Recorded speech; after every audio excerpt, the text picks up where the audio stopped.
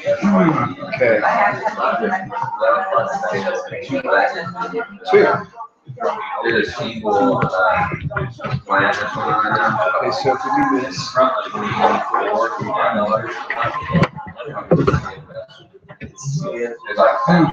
All right, I think we're good, Derek.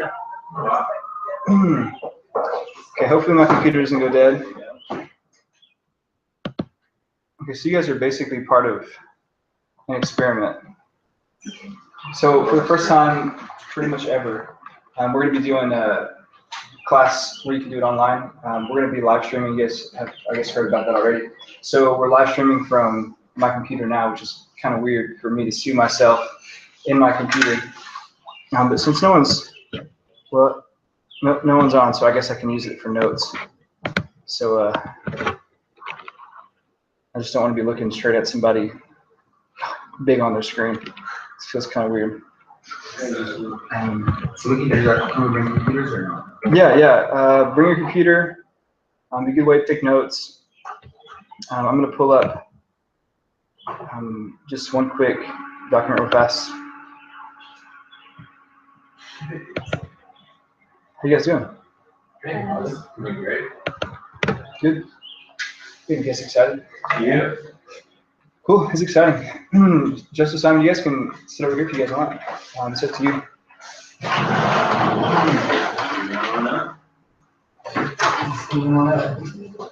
Appreciate you guys being here.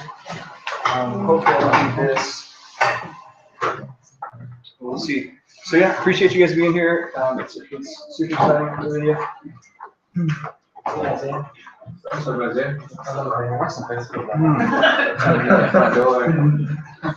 Try to get in the front door. You try to a lot. Yeah, cool. So we'll just back here every time. I guess just real quick, so if you're gonna park here, I'm not really 100% sure how we're gonna park or how we're gonna parking, but just kind of like come straight through, come straight to the back, and then line up to where basically other cars will be able to get in and out. So kind of like take up outside the rows first, and you can kind of see where Derek's car is. There's a couple other cars kind of lined up, and they did a pretty good job. So, but just for future reference, so just like no confusion. And then for future reference for Chi Alpha, we parked on the street right before I so like, Yeah, there's one street right over. Yeah, there's a sign that says that you get towed. Are we gonna get towed or? It's only when you park in that lot. Okay. Like It's when you park in the lot. Okay. Yeah, I just want to make sure I parked it out this time. yeah, don't park in Cool. So, sweet. You guys excited for LTC? Yeah. Awesome. It's gonna be really cool. We'll just go over a couple quick little things. So Alex would normally be here to do this part, but since he's not here, he's asked me to share a little bit about why we do small group reading. I'm sure you guys know why we do small group reading, because it really isn't like a huge surprise for what we specifically do.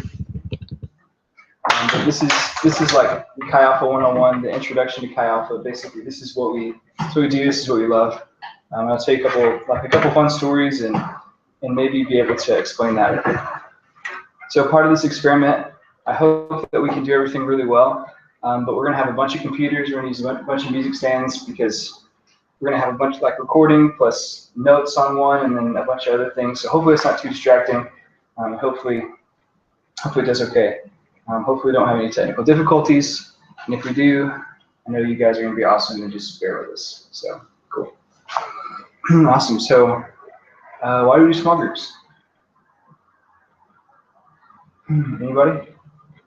Because it's kind of hard to know each other and be community with one another. It's just a large group setting, everything. Yeah, that's right on. Anybody else? To build stronger communities within a community. Strong communities within a community. Awesome. Anybody else? Could you repeat the question? Why do we do small groups? Why are small groups important? You show God's love. Show God's love. Okay. Here's one of the coolest reasons why I think small groups are important, because they are biblical. They're found in the Bible. It's like the way that Jesus pretty much did ministry. And if we want to look at a model, we can look at a lot of really cool things that are effective, and be able to spread like communicate better, or do all these like different like things and have strategies for developing relationships or friendships or whatever. But the coolest thing about small groups is that it's biblical.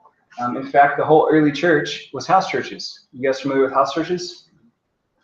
So house churches, they're kind of cool, but nobody, for the whole first like couple hundred years of Christianity, after Jesus died on the cross and was resurrected, for the first like 300 years or whatever, Christians were pretty much killed on the spot for being Christians. So if you love Jesus, it was a death sentence. But unfortunately, because of this, it was really cool because it really hunkered down, made people strong in faith. But unfortunately, because of this, you have really small churches, like churches that were so small that they didn't have buildings, because if you met in a building, then everyone in the building would get killed. And it wasn't just like regular killed, like with a gun or with arrows or anything. They'd take them out, they'd burn them at the stake, or they'd crucify them the same way they did Jesus, but they would do different things. Sometimes they'd be stoned, sometimes they would be thrown into lions pits and watched for entertainment, which was kind of ridiculous. But because of this, everyone had to meet in homes, and not just homes, but smaller homes. It wasn't like this house right here, we fit like 50 people in this one room, but it was small homes where you had a couple of parents who kind of basically put on a thing for their friends. So you're looking at the early church basically being a gathering of Christians that was anywhere between 10 and 20 people, and at like their big meeting, which is crazy. But I mean, that was super important for them, just to get together and to love each other. And it was like the biblical way the church grew. Jesus ministered to the few in order to reach the many. And that's kind of like the root of what we're going at. We'll get into a little bit more of this like towards the end of this summer, and kind of looking at some of why specifically or how small groups reach the world. And Alex will even explain it a little bit better. The way to do things. They're the way that we love to do. Community is developed in small groups. I had never been a part of a church community really before. And I had been to church a few times, but when I first got plugged into Chi Alpha, it was a small group of guys that came and just, I was super nerdy and I was playing World of Warcraft. You guys probably don't know what that is.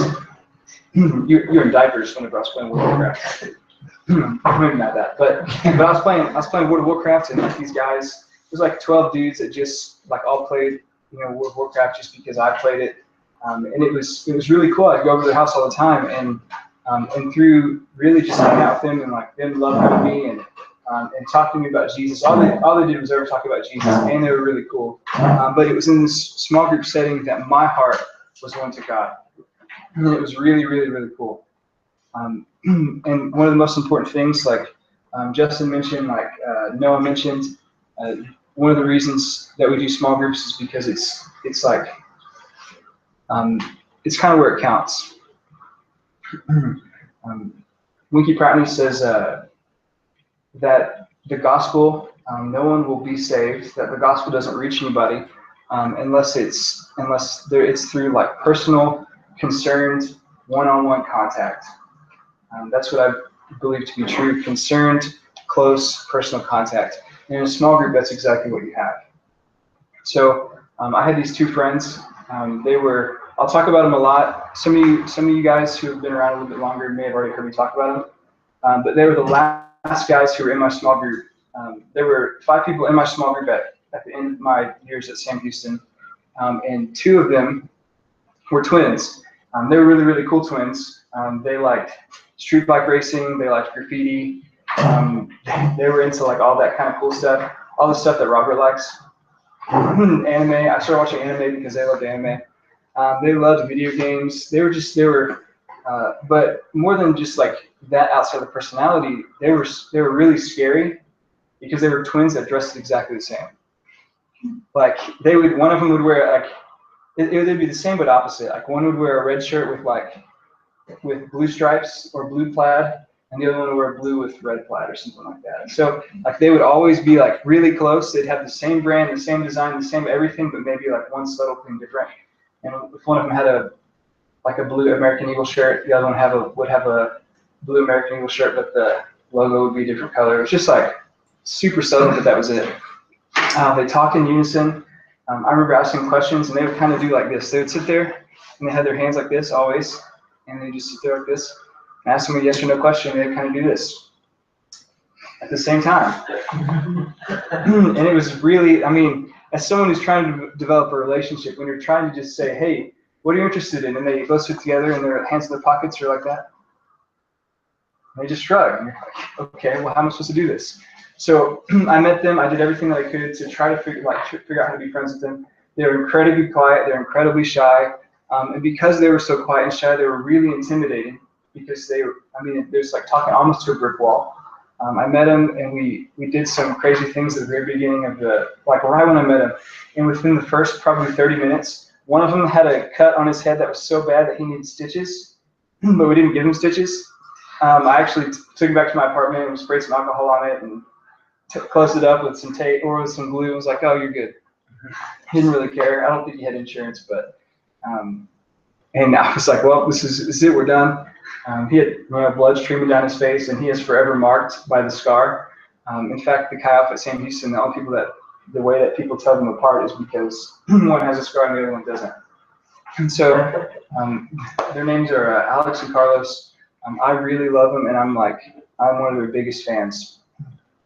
When I first met them, they didn't know anybody, they didn't know anything, and they were waiting to go on to a tour of Sam Houston with their hands in their pockets, like leaned up, kind of like in the back of the crowd, and not having anything to do with anybody. And I walked up to them and I said, hey, you guys waiting for a tour? And they both, of course, nodded at the same time. And I walked them around campus, and we just kind of got to know each other, or I tried to get to know them. And I didn't really know where the relationship was going, where the friendship was going. And I found out almost a whole year later what it meant to them whenever I went up and talked to them. So as the week goes by, we're talking, we're hanging out, and I'm asking them like what they think about spiritual things. And I found out their family had been haunted for years, which was crazy. And out of the stories they told me, I believe it. Their family had been haunted for years. They have they believed in this kind of like samurai code thing that they used to follow because they read some book at one point, and they were really cool, really interesting guys. And then after a few months of loving them and showing them what love looks like in the standard of Christianity and the gospel of Jesus, and sharing with them like over the course of several different small groups what it really meant to have a relationship with God. These guys both give their lives to Jesus, and then they don't turn back. So they go home, they try to get their parents saved, and they get their little brother. Their little brother has a relationship with the Lord now, and at the end of the year, they're still kind of timid, they're still really shy, but they went through LTC because I believe that no matter where you are in life, that if God does something and you're ready to take on the burden, you go and do it. So these guys went through LTC, and they were ready to say, okay, we're finally doing this on our own. And my last day here, or my last day at Huntsville before I came here, I was with them, and I knew that we had shared a lot of life together, and there were a couple other guys in small group who also meant a lot. But I was with Alex and Carlos, and they were at my apartment since lunchtime, and we were watching a little bit of anime together, and we really just kind of were hanging out. There comes a point where you're such good friends with someone that you can just be in the same room, and you don't really have to talk, you know what I mean? And we were there, and that's kind of how it went, because we both knew that the inevitable was going to come, and then I was literally going to leave the next day, and we may only ever see each other 2 or 3 more times within the next 5 or 6 years. And I think I've actually only ever seen him twice in 4 years. And we finally have dinner. We made dinner together. It was good. We made pizza, I think. And then I'm walking them back to their apartment, which is literally all the way across campus from where I live. I'm at this little bitty, we called it Chi Alpha Stone because there were 105 apartment complexes, and 70 of them were Chi Alpha, which was really cool. People, it was super good community. Everyone would just walk into your house. It kind of got frustrating, but it was still really cool because it was 3 or 4 people every day would just walk into your house and sit on your couch. It was fun. And I'm walking them all the way back. It takes like 20 minutes. I'm just like, we're kind of silent for the whole time. And I'm telling them that I'm just proud of them. You know, like the Lord has really, you know, done something great in your life. You've responded, and I'm just super excited for what Jesus wants to do, you know. And these guys who are pretty stoic and pretty quiet and pretty shy began to tell me like kind of what happened at the beginning of the year that I never really knew about. So they, and this is cool because this is kind of how the Lord provides for friendships. But Carlos, who was more of the talker, and he didn't really talk, he was more of a talker. He said,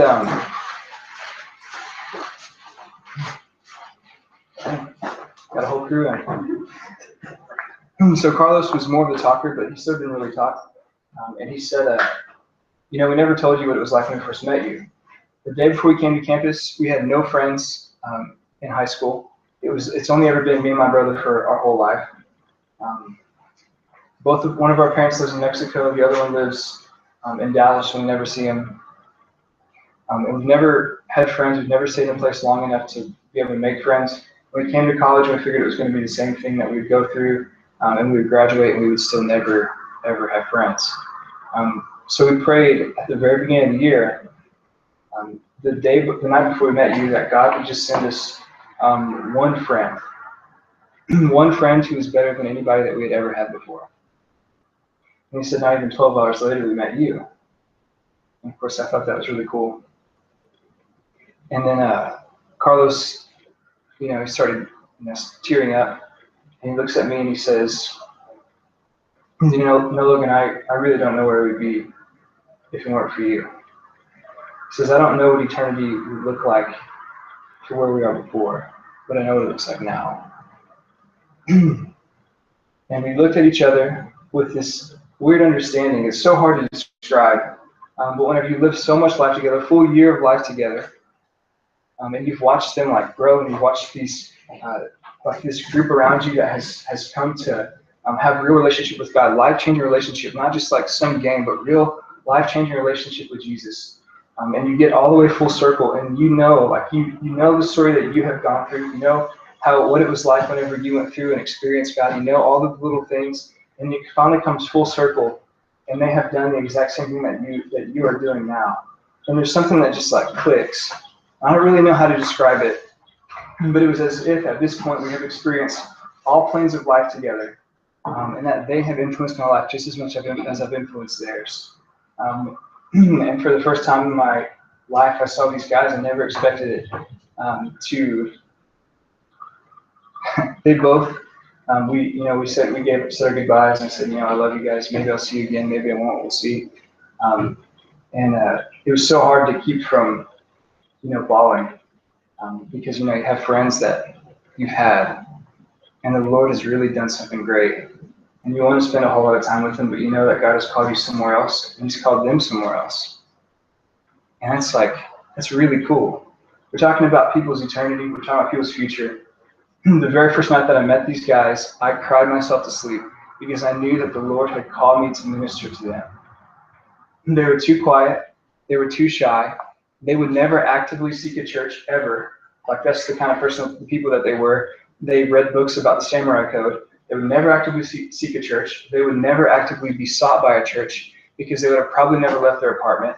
And even if they did go to a church function, they would sit in the very back corner. And because they were so intimidating and scary wearing the same clothes, no one would ever talk to them. But what's really amazing to me is that, I said, God, I don't know what I'm going to be able to do to talk to these guys. I really have no idea.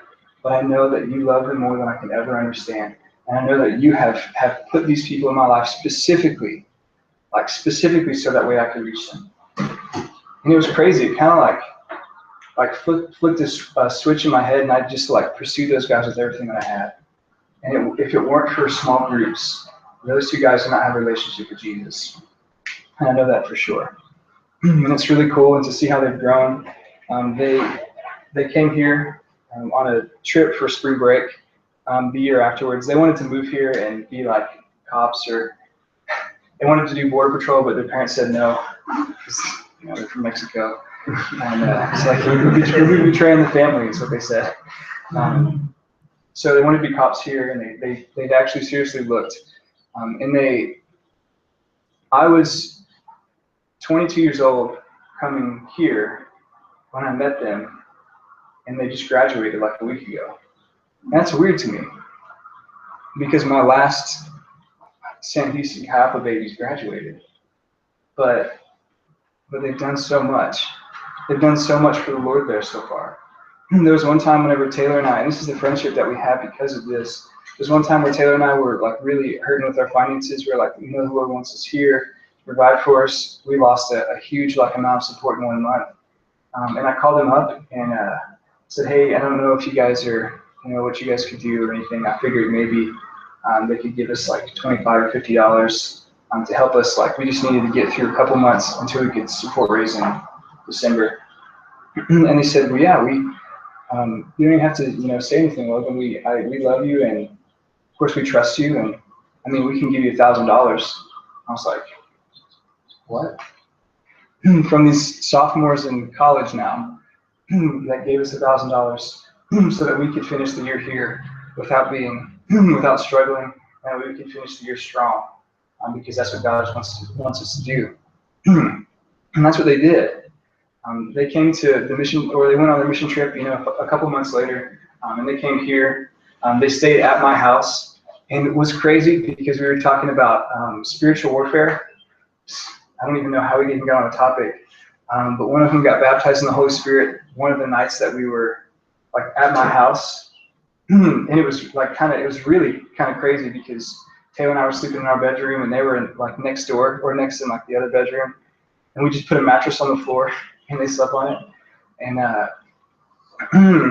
and all of a sudden we're in there, we're talking, and their lives, they just weren't doing the right thing, with God. They're like, we're being lazy and this and that, and we just talked about things, and then by the end of our conversation, I realized like the urgency of reaching people for the gospel, reaching people with the gospel, and then I, one of them started tearing up, and he's like, He's like, we just need to tell God that we're so sorry.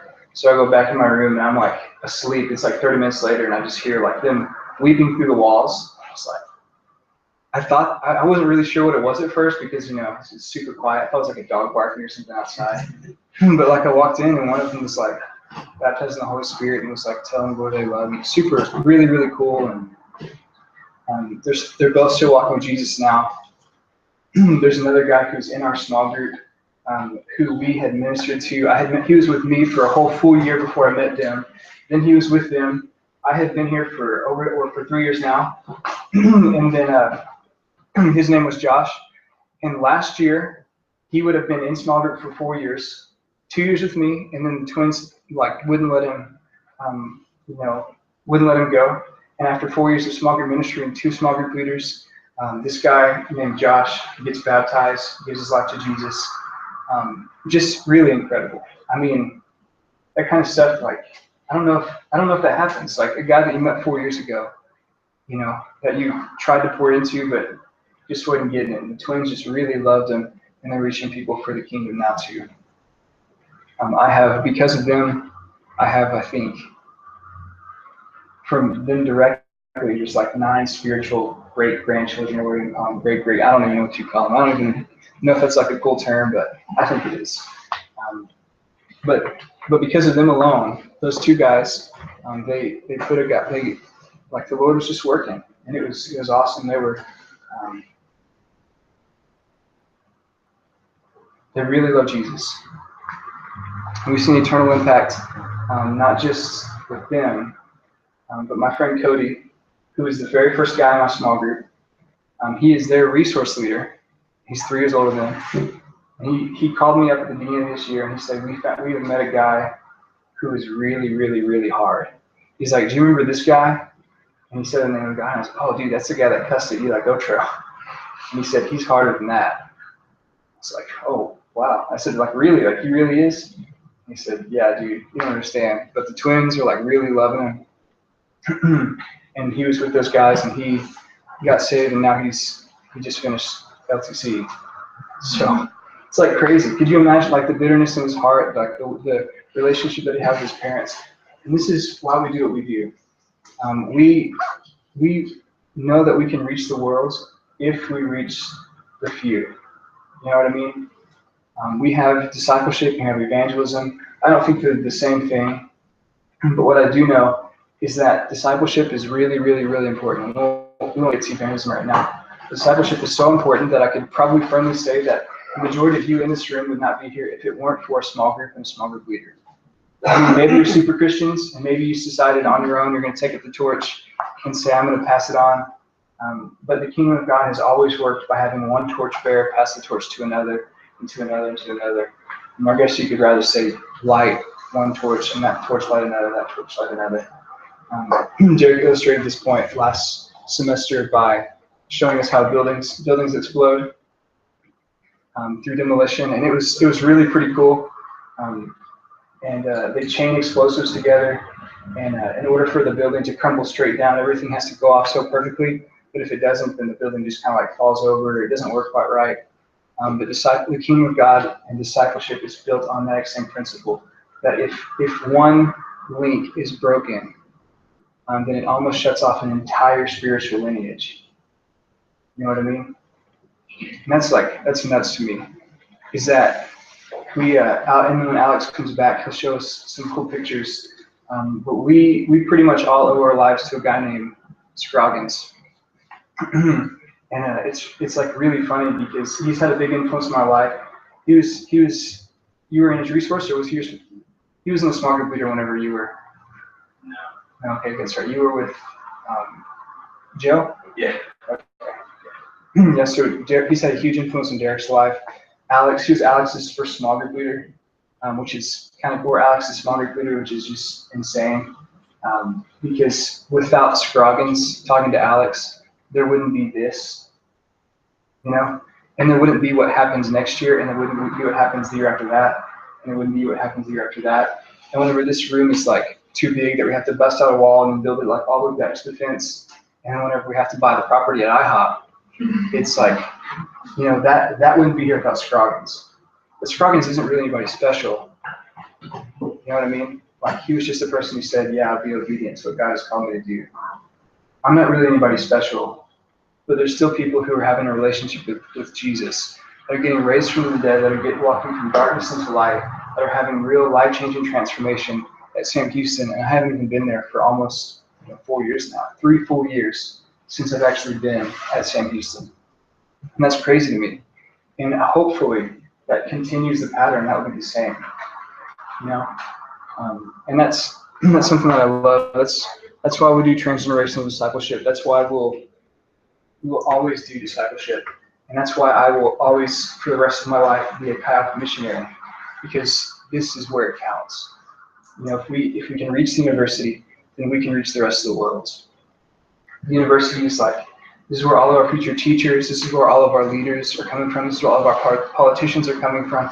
Everybody who's going to be big in New Mexico, and not just New Mexico, but in the United States. There's a New Mexico governor running for president, apparently. Do you guys know that?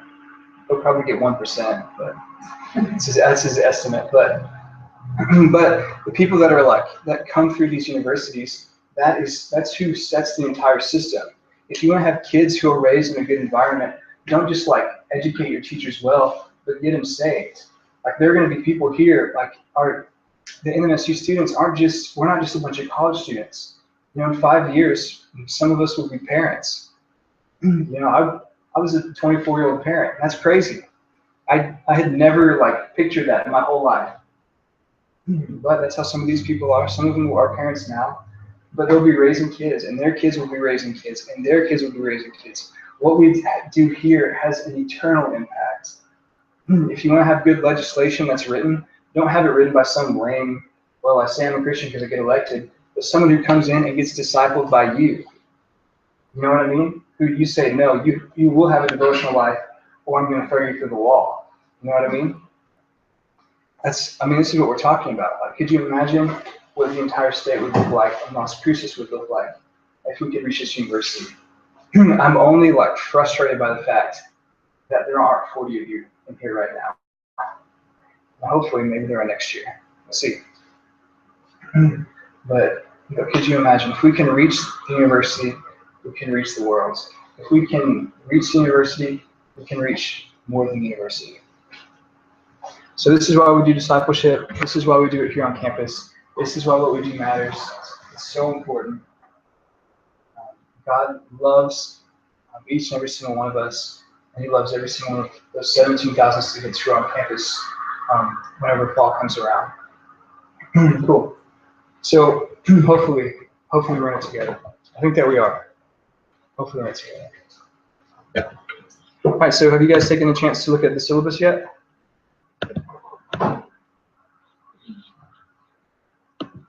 Anybody? Yeah. No? You?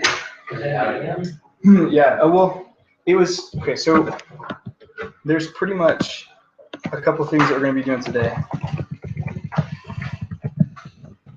After we talk a little bit about the syllabus, we're going to make sure everyone gets or knows how to get signed up for the Google Classroom. There's only 4 people that are signed up as students right now on our classroom. That's okay. So it's only possible that 4 of you have even heard of the syllabus. So, except for Joseph, he knows. But what I'm going to do is I'll pretty much just explain what we're doing. It may sound like a whole lot, but you'll be able to have access to this, at any time. And hopefully we'll be able to be done like probably 30 minutes early. Go home, see your families. Well, I'll see my family. Okay, so the syllabus, it looks really intimidating because there's a whole lot of stuff on it, because there's a lot of really important things that happen here in LTC. But I'll explain to you the basics. Okay, so right now, LTC is going to be Mondays from 7 o'clock to 9 o'clock. You guys know that because you all got here. And we will say if you are coming in, if you're like auditing the class, which I guess is what you call it in university, if you're coming in just to like pay attention and to see it for the second time, try to be here on time, so that way whenever we get going, that way we can really get into things and make sure that we're paying attention the whole time. So we start today. Our last class day is August 3rd. Kind of. That is when we're taking that's when the exam is going to be taken. So we'll have August 2nd, August 3rd. That will be interviews and the final exam. August 1st is the actual final class day, but August 3rd is the last date that you need to know. So the three people to contact for LTC who pretty much basically know everything, Derek, myself, and then Alex. So Derek or myself could probably answer any questions.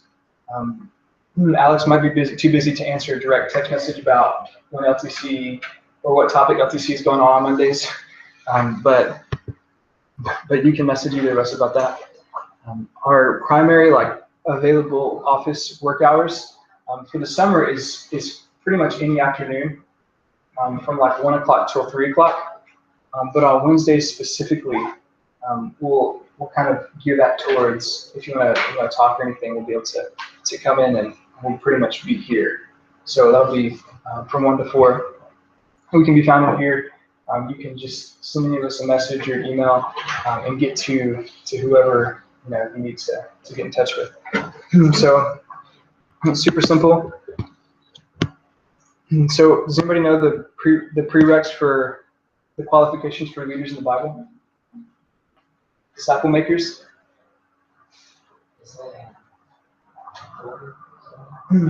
Yeah, it's in Timothy, yeah. 2 Timothy 2:2 has the perfect qualification for discipleship makers. We've kind of reduced it to this thing. We like fat people. We love our disciple makers. We love our small groups fat. Man, Spring LTC had it together. They actually laughed at that. It was 8 o'clock in the morning. Still laughing. Just laughing. Okay, so we're looking at he hasn't stopped laughing since I said it the first time. It's constant ab workout every day. Okay, so we like them fat. like them fat, we like them plump, we like them luscious, whatever you want to say. Fat. Fat stands for faithful, available, and teachable. That is pretty much the core for what it takes to be a leader. And you don't necessarily have to write this down. It's just a syllabus. We'll get to the actual stuff someday. But you can write it down if you want. Faithful, available, teachable. Those are the qualities that your small group leaders saw with you. That you're faithful, you're available, teachable, and that you have a burden to reach the lost. And that is those are the only things that it takes to be a small group leader to go through LTC. So just so you're not surprised, people have filled out evaluations on you. Your small group leader filled out an evaluation on you, and I've read those, so that's fun. And all of us on staff and our small group leaders, we watch you guys. We watch what you do, we watch what you say, who you serve, who comes up and picks up trash before Kyle starts, who gets here early, who leaves late, all that fun stuff. So we love you guys. You're here because someone saw something in you that says, dude, they could really, really do something great for God. And you guys have made it. So this is the first summer LTC class, and this is the first technology, high-tech summer LTC class. So you guys are even better than the spring. In the Kyle class, 21st century Reformation. And so this is in the first Chi Alpha house. This is the LTC that actually counts because it's in our own house. All the other chunk LTCs. I'm just kidding. Vadim was in LTC whenever it was like in a room that was like as big as this, right?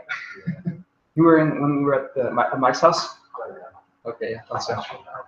Yeah, the bachelor pad. Yeah. It's like underwear on the table when class started. Oh crap.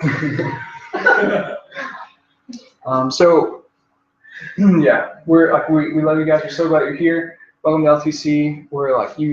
This class is not going to be easy by any means. It's going to be very simple because the scoring is pretty much like based off your attitude and some of the things that you do if you really care about it. But if you take it seriously, this is going to be like a major like milestone, flag point, whatever you want to call it, in your Christian walk, in your relationship with God.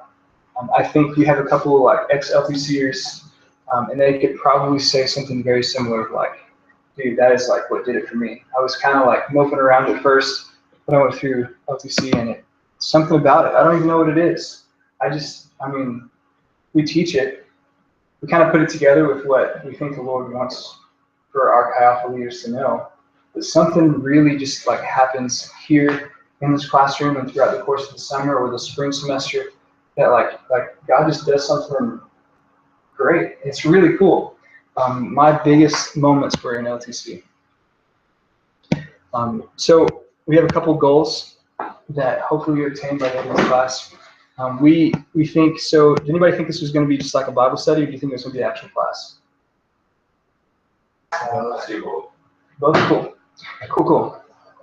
So as an actual class, of course, you guys expect that you'll come and that you'll actually learn something, that we won't just kind of sit here and hang out.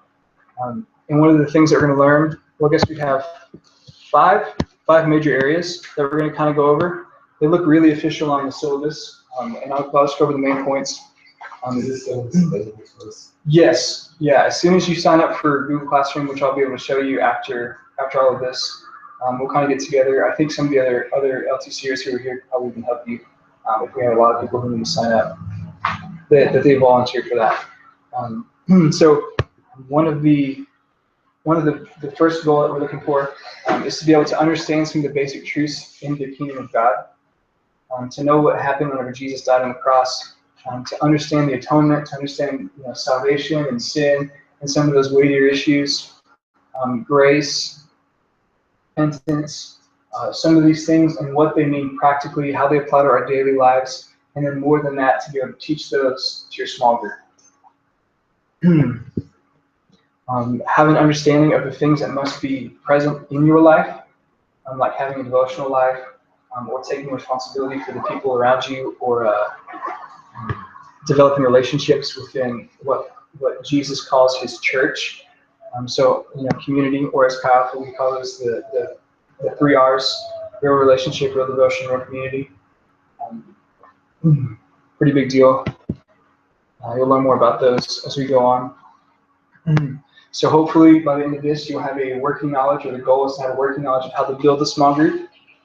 What are you going to do during welcome week? Like, how do you bring people to a small group? How do you initiate conversations, that kind of stuff. That you'll have a working knowledge of how to maintain a small group. How do you grow spiritually? Having one-on-ones. How do you lead an actual small group meeting? All that kind of stuff. How do you get people that have never even wanted to love God? How do you get them to all worship together? And then 5, how do you develop leaders? How do you raise up leaders within a small group? So identifying leaders, training leaders, that kind of thing. Okay, so our primary method of instruction is going to be just kind of lecture like this. We're going to be doing a couple of things where we'll ask you to do homework assignments. There's like articles that we're going to read. We try not to make it too rigorous since it's during the summer and it's pretty light. But I think it's kind of like it's heavy for the summer. But if these guys had the course load during the spring, they'd probably laugh at you. So don't tell them too much what you're doing. But it's going to be like a little bit lighter than what we had during the spring. But we are going to be doing homework assignments and having articles, and there's going to be no essays, which is what these guys had. I had essays to write. I had like pretty much an essay like a week. And it came out on average 2 pages. Sometimes there were 2 pages when I just said write 1, but whatever.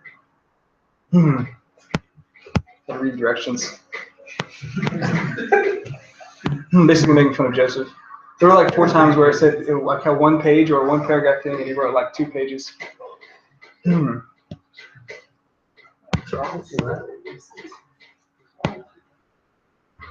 That's good. He did good though. He's writing things down. It's better. So that's gonna be like the main method of our instruction leadership, or of our like instruction. There's only so much that we can teach you though. There's a lot of stuff you're gonna have to experience on your own. You're gonna have to experience rejection on your own. You're gonna have to experience evangelism and stuff on your own. So sometimes throughout the week, we're gonna require you guys to, maybe it sounds weird, maybe it doesn't, to go and to talk to you about Jesus, to tell your testimony, and then pretty much kind of write about it and tell us what you think, how it went. What are some things that you could do? Maybe some things that you shouldn't have said. Maybe some things that you should have said that you didn't. So it's basically kind of what we're going to be doing. There's going to be online instruction that's available. We're going to be using Google Classroom, and there's going to be a link for if you're not in town to be able to pretty much look at and watch these lectures. I think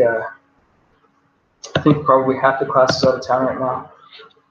So for the most part, you'll be able to access it, pretty easily. If you don't have Wi-Fi or anything like that, you can't get the class online. Whenever the class is finished, it's going to upload directly to YouTube. So you'll be able to go to our path. I think it's under my account, like actually my YouTube account. So you just search for me or search for the name of the session, and you'll be able to find it and just go back and watch it. It'll be almost as if it's live, because I'm just talking like this. There's going to be no editing. So it's going to be what you get. What I just said is literally going to be on the internet forever. Okay, so let's see. So basically this class is made up of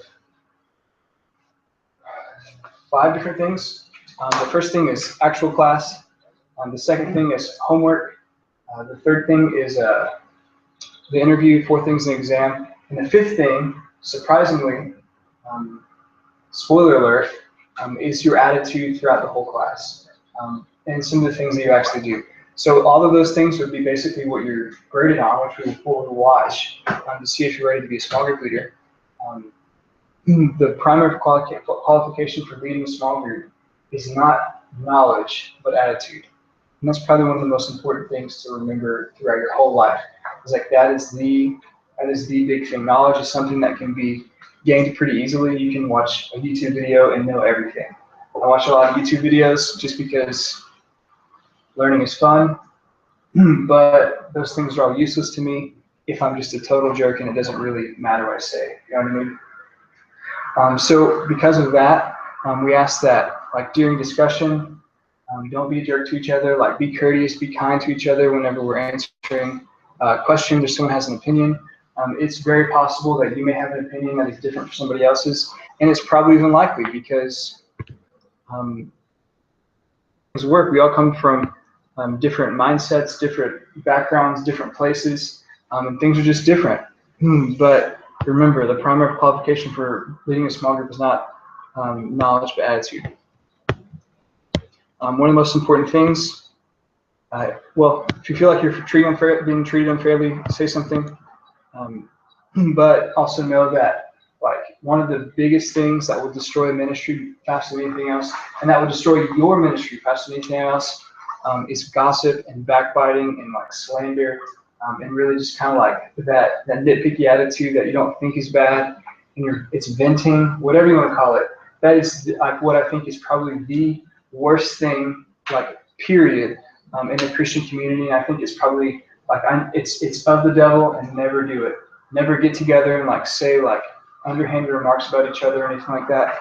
If I do it, or if I hear you do it, then I'll probably just say, don't even worry about coming to class, because it's a huge deal. Never do it. It's a personal conviction of mine that is the only thing that can completely destroy your small group, but also can destroy Chi Alpha.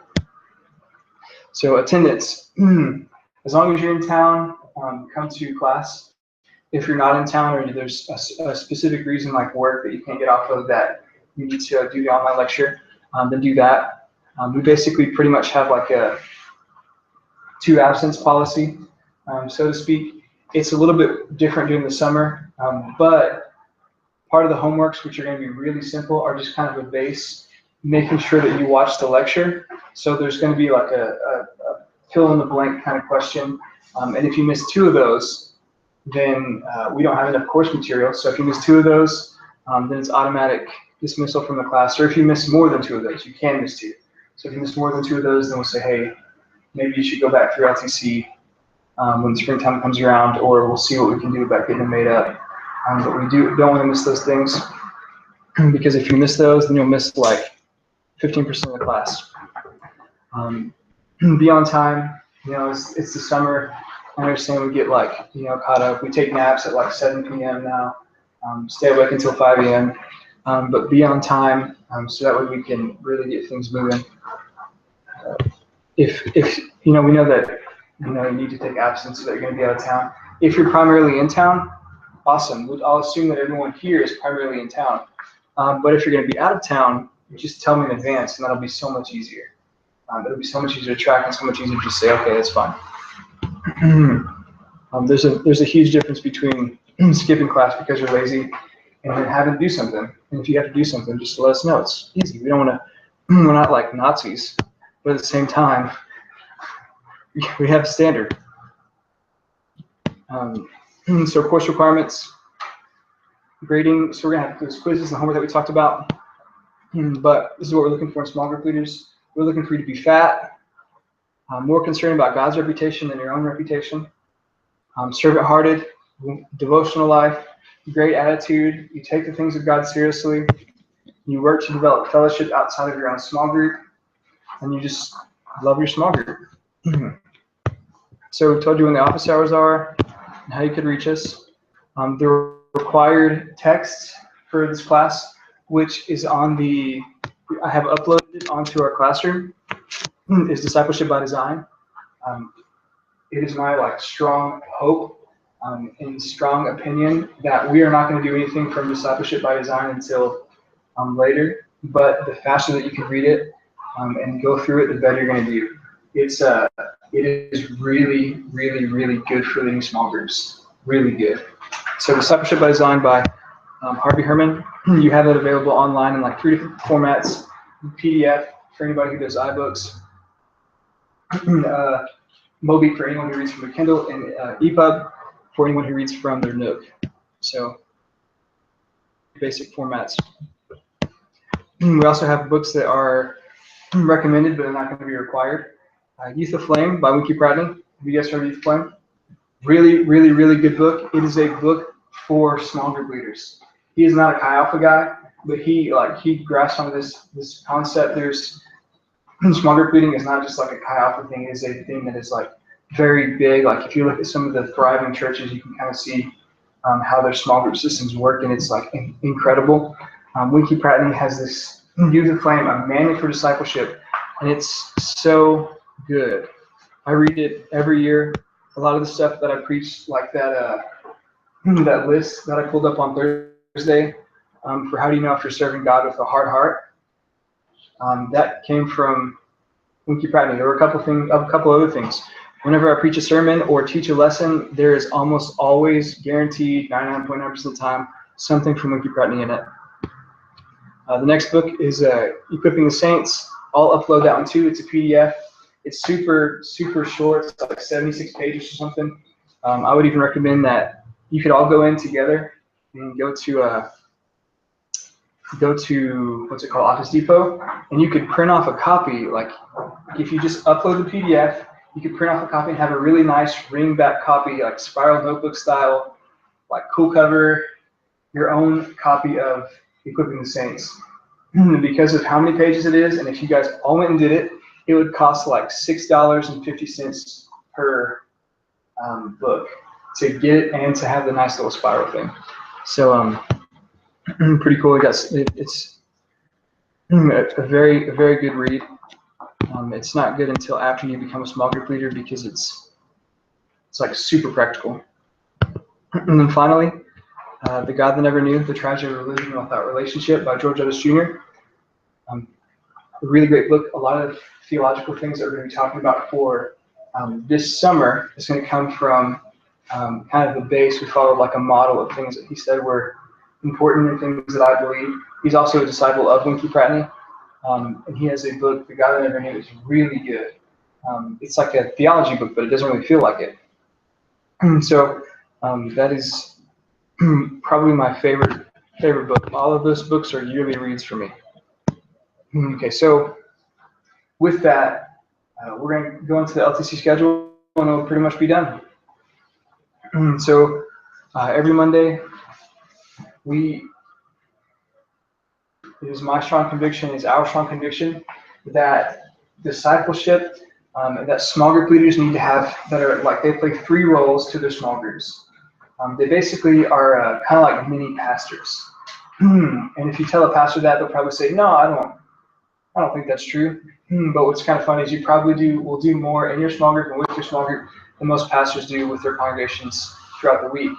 And that's really pretty cool because you will be there and you're in the thick of it. But with that, you're responsible for shepherding your people and for caring for your people. Like that is the primary thing. How do you really love them and to meet their needs where they are? The next thing is that you need to teach them. 2 Timothy 2:2, which is one of the verses that we're going to be memorizing over the course of the summer, is the things which I have heard, or which you have heard from me in the presence of many witnesses and trustees from faithful men who will be able to teach others also, is a very important part of discipleship ministry. Loving them and then teaching them is very important. And then finally, showing them and kind of guiding them in the way of how to be a mature, practical Christian. No one just wants to be taught and loved, or it's not good enough to be taught and to be loved. If no one shows me how do I study my Bible, how do I have a real relationship with God, how do I have a devotional life, then by the time that like I leave you, if Justin discipled me and never taught me these things, which I know that he will if he disciples me, if I were in his small group for 4 years and he never taught me how to have an actual practical relationship with God, then by the time I left Justin, I would leave him and say, well, I don't have my friendship anymore with Justin, so I guess he doesn't love me. Or maybe he does love me, but I just don't know how to experience it here. And I will never know how to have a devotional life. I'll never know how to study my Bible. I will never know how to reach people, and I will never have seen anybody reaching anybody else. I just won't know what it looks like, and that is where we are dramatically failing, I think, in some of our in kind of where we are today as a church of like being practical about the things that we do with God. We think that practicality is bad because it's not spiritual. But I think it's the opposite. So today's introduction day to Syllabus Day, super boring, but saw some of you guys taking notes, so maybe that's cool. Maybe you got some good stuff. Next week we're talking about reconciliation and redemption. I'm really excited about this. I was talking to Simon a little bit about it yesterday. Was it yesterday? Yeah, it was yesterday. It's a long day. Talking to Simon about it yesterday. Super stoked. Reconciliation, redemption. The week after that, we're going to talk about faith, repentance, and lordship. After that, we're going to go through the Holy Spirit, the baptism of the Holy Spirit, and prayer. In the beginning of July, we're going to be looking at some of the stuff of the Bible, kind of like just a general Bible overview, and then how to study it practically. We'll pull in a whiteboard and get together and learn some practical things for how to study the Bible on your own. JC is going to give us a lesson on worship, and then Zach's going to talk to us about forgiveness and this what bitterness does to you. And then Derek later will teach us on sin and holiness. And then we'll learn what love, like real biblical love on a personal level means, but then also from what God got to us, what that kind of means and looks like. And then we'll kind of get into more of the practical stuff of how to build a small group lesson. We'll talk about cross-cultural missions, why we love international students, and why we all like bawled whenever Vivian left because he's gone now. And then why we do missions in general outside of the U.S. And that's kind of what it looks like for our class schedule. It's a little bit boring if you haven't seen the syllabus. And it's also, I think we're going to figure out a way where we're going to use this TV to kind of connect to all this kind of stuff. But until, we did that, which will be next week, no slides for you. So cool. Everything makes sense so far? Anybody have any questions? No? Okay, awesome. Well then, I'll stop broadcasting. So hopefully I don't say anything else crazy.